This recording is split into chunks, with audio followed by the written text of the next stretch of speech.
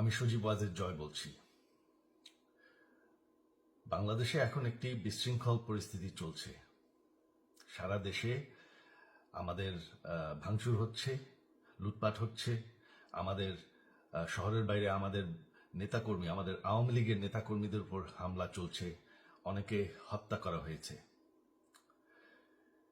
এই পরিস্থিতিতে আমি বলতে চাই, আওয়ামী লীগ হচ্ছে বাংলাদেশের সবথেকে পুরাতন গণতান্ত্রিক এবং সবথেকে বড় দল।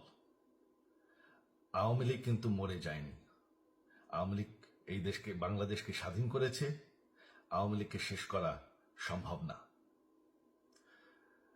আমরা বলেছিলাম যে আমার পরিবার আর রাজনীতি করবে না, তবে আমাদের নেতাকর্মীর উপর যেভাবে হামলা হচ্ছে, এই পরিস্থিতিতে আমরা হাল ছেড়ে দিতে পারি না। বাংলাদেশে যদি গণতন্ত্র, নতুন বাংলাদেশ গড়ে তুলতে হয়, আওয়ামী লীগ ছাড়া সম্ভব না। আওয়ামী লীগ হচ্ছে সব থেকে বড় দল। আওয়ামী লীগ কোথাও যাবে না, আওয়ামী লীগ শেষ হয়ে যাবে না।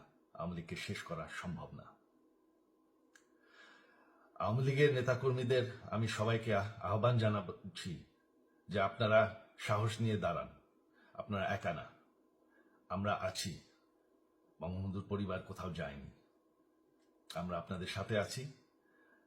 দেশকে, আমাদের নেতাকর্মীদেরকে, আওয়ামী লীগকে রক্ষা করার জন্য যা প্রয়োজন আমরা করতে প্রস্তুত।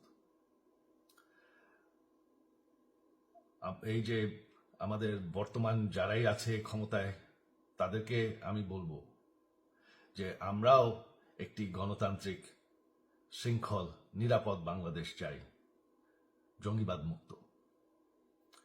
তার জন্য আমরা সবার সাথে আলোচনা করতে প্রস্তুত। শুধুমাত্র তারা যদি জঙ্গিবাদ এবং ভায়োলেন্স বাদ দেয়। শেখ হাসিনা মরে যাননি, আমরা কোথাও যাইনি।